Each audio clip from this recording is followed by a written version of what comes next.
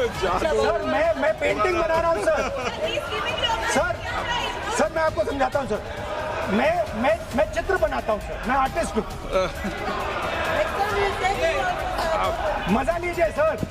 आप bill pay बोले sir, अंत में पूरा फिट होगा सर, आपको बहुत अच्छा लगेगा।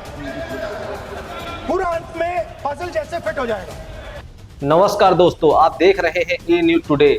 दोस्तों, संसद में फिर से वही हुआ जिसकी किसी ने उम्मीद नहीं की थी। राहुल गांधी ने एक ऐसी कहानी सुनाई कि सत्ता पक्ष के पसीने छूट गए और स्पीकर साहब को बार बार दखल देना पड़ा।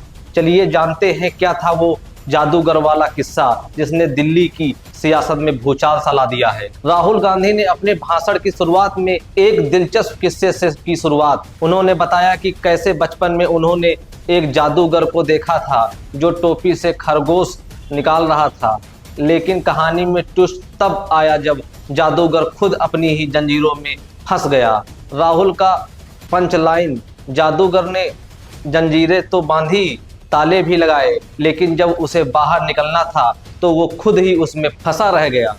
जैसे ही राहुल ने इस कहानी को राजनीति से जोड़ा और मैजिशियन, जादूगर शब्द का इस्तेमाल किया।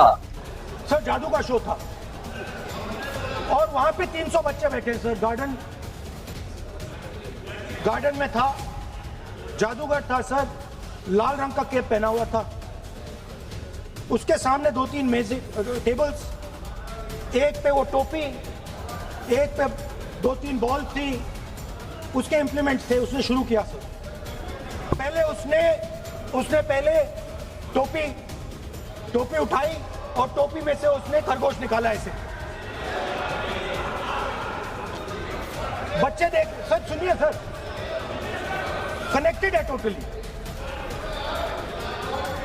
उसने खरगोश निकाला सर, बच्चों को बहुत मजा आया, हम देख रहे थे। उसके बाद सर वो जगलिंग शुरू की सर। वो 6 बॉल थी, उसमें बीच में गायब कर दी।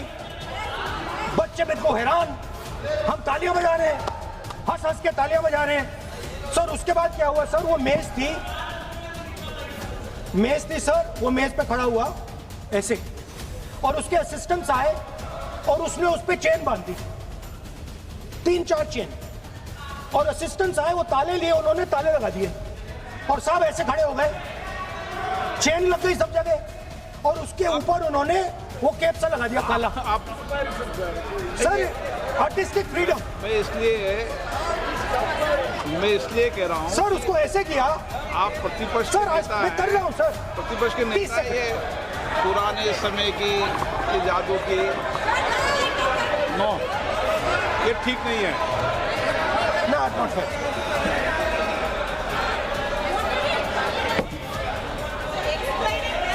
ये सर, मुझे बोलने दीजिए सर। अब मैं बोलने दे रहा हूँ आपको। सर, 15 सेकंड में ये खत्म कर दूंगा। नहीं सर, तो ऐसे खड़ा हुआ और उस पे वो लगा दिया कैप और स्टॉपवॉच शुरू कर दी।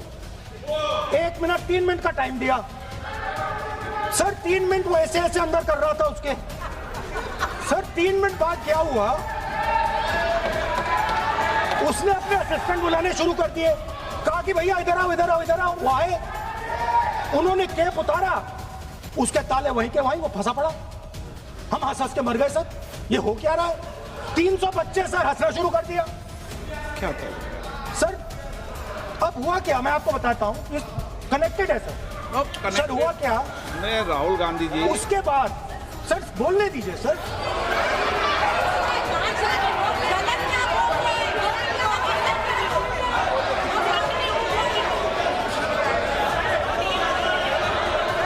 मैंने किसी को बोलने से टोका क्या? सर, बोलने तो दीजिए। बस सदन की मर्यादा तो बनाए रखनी पड़ेगी ना। What am I doing? ये देश का सर्वोच्च संस्था है, आप प्रतिपक्ष के नेता हैं, आप चेयर को एड्रेस कर लें। सर, उसके बाद क्या हुआ सर, उसके बाद बड़ी इंटरेस्टिंग बात हुई। हो गया सर, खत्म। हम सब समझ रहे हैं। बीजेपी के सांसद भड़क उठे, सत्ता पक्ष का बड़ा पलटवार। रक्षा मंत्री और अन्य मंत्रियों ने आपत्ति जताई कि प्रधानमंत्री के लिए ऐसे शब्दों का इस्तेमाल करना मर्यादा के खिलाफ है। सदन में हंगामा और शोर मचने लगा। स्पीकर ओम बिरला ने राहुल को टोका और कहा कि यह संसद है, कोई चौराहा नहीं। राहुल गांधी यहीं नहीं रुके, उन्होंने अपनी दादी इंदिरा गांधी की एक बात याद दिलाई, असली ताकत हमेशा अंधेरे में छिपती है।